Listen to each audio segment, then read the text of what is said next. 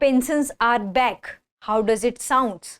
Yes, the union government has announced that there will be the pension scheme for all the central government employees according to their salary. And this has created much happiness among the people because they are saying that old pension schemes are back. Hello and welcome to the in news series of Drishti IAS. I am Ritu and today's session is about unified pension scheme, and this session is important for your GS2 perspective. So moving towards the points of discussion part.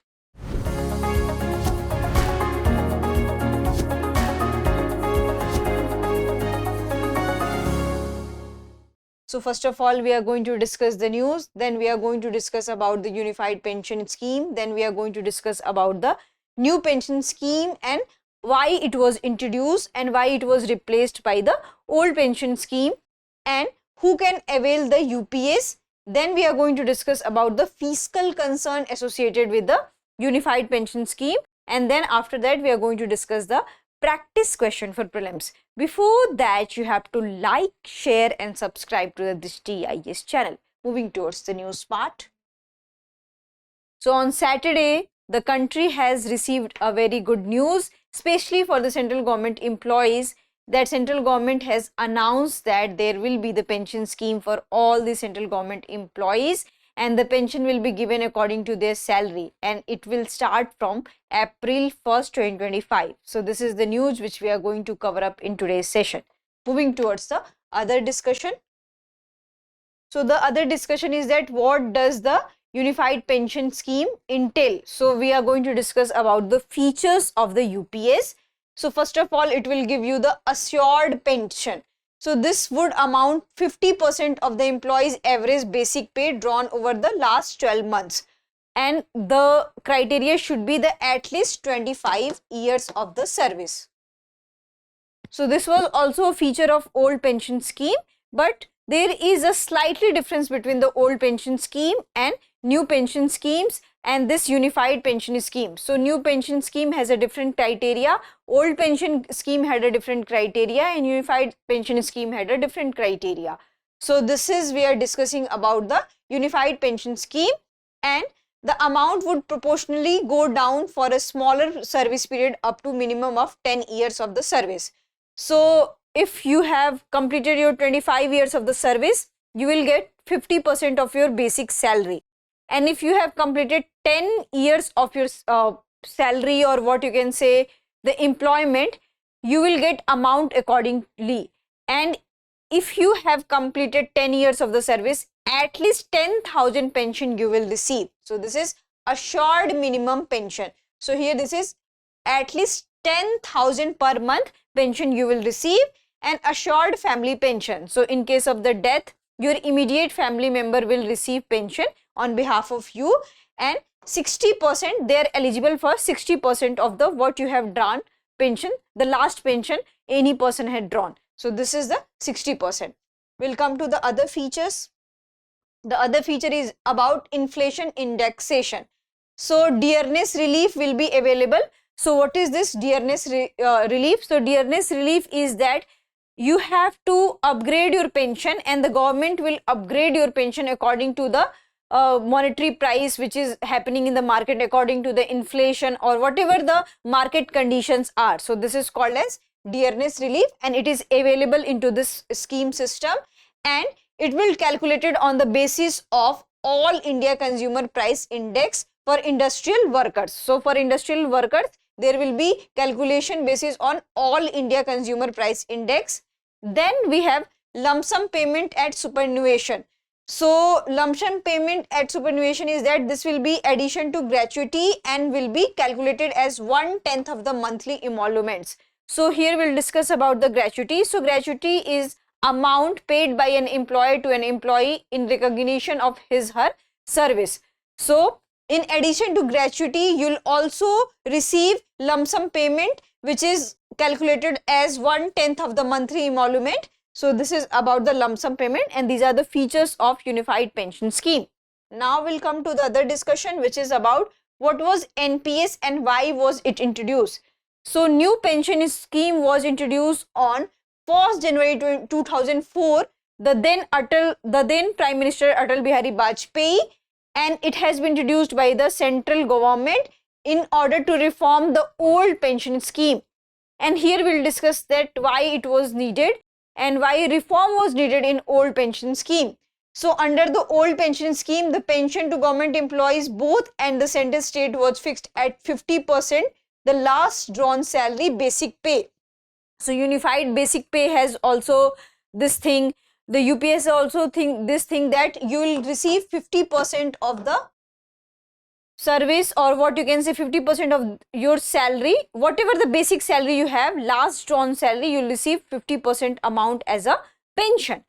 So old pension scheme has a similar thing and unified pension scheme has a similar thing. Then what was the difference? The difference is that the old pension scheme was non-contributory in nature. It means that employees were not contributory at this old pension scheme. On the other hand, unified pension scheme in which the employee will contribute for herself and himself. So this is the basic difference we have in the old pension scheme and the unified pension scheme.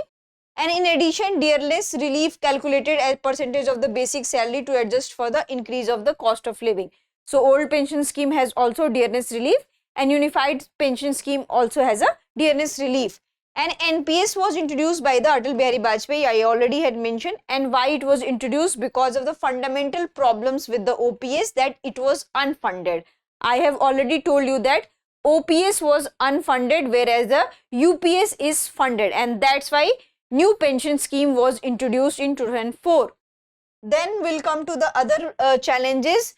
So because of the unfunded in nature, the scheme had become unsustainable and that was very fiscally irrelevant. So that's why there was a need that new pension scheme should be introduced, and that's why the new pension scheme was introduced. And in last 3 decades, if you'll see the pension liabilities on the government, so here we have data.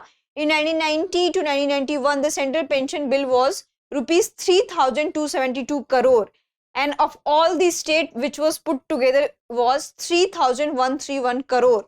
But if we'll come by 2020 to 21, the central pension bill had jumped 58 times, which is 1,90,886 crore, and again it has jumped by 125 times, which is 3,86,001 crore. So this is about that.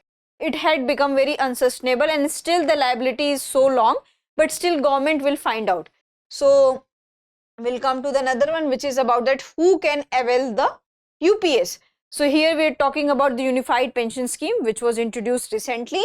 So who can avail? So all the central government employees will avail. It is not available for the state government till now, but if any state government wants to opt these kind of the scheme, they are free to opt. So this is for those. And on to which behalf and on which behalf this kind of development happened. So what happened that there was after the introduction of new pension scheme, there was major differences and debates among the employees that there should be the pension scheme for the government employees, and that has bound government to create a committee, and the government has created a committee under the chairmanship of the TV Somnath, and he had suggested various changes, and on his suggestion this unified pension scheme has come to the existence. So according to TV Somnath, I think there is a provision that if any employee wants to remain with their new pension scheme, whatever existing pension scheme we have, they can remain, and if any employee wants to change to the new one, which is unified pension scheme, they can change.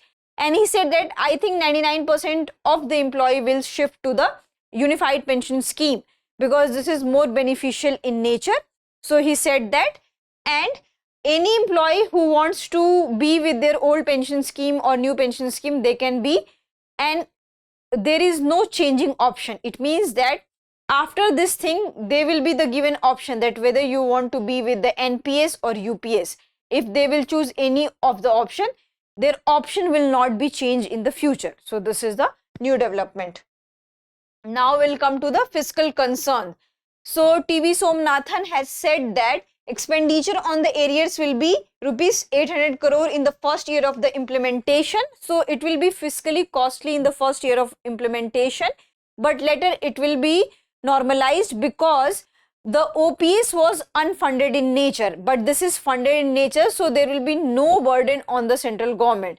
So there are high chances that it will be provide stability and predictability in employments and also in the employee's life, and there are more chances that it will not become fiscal burden on the government. So this is about the fiscal liability and fiscal concern we have. So it gives insurance and what you can say stability. So now we'll come to the next one. So this is the question: which of the following statement about the union pension scheme UPS are true? The UPS provides an assured pension amounting to 50% of the employee's average basic pay drawn over the last 12 months before superannuation for a minimum qualifying service of 20 years. In case of superannuation after a minimum of 10 years of service, the UPS ensure an assured minimum pension of rupees 10,000 per month. Upon a retiree's death, the UPS provides an assured family pension amounting to 70% of the pension last drawn by the retiree. Dearness relief under the UPS is calculated based on the All India Consumer Price Index for industrial workers. So this thing you have to comment down what is the correct answer. I hope you like this session. If you have any queries related to this session, kindly ask in the comment section. Thank you.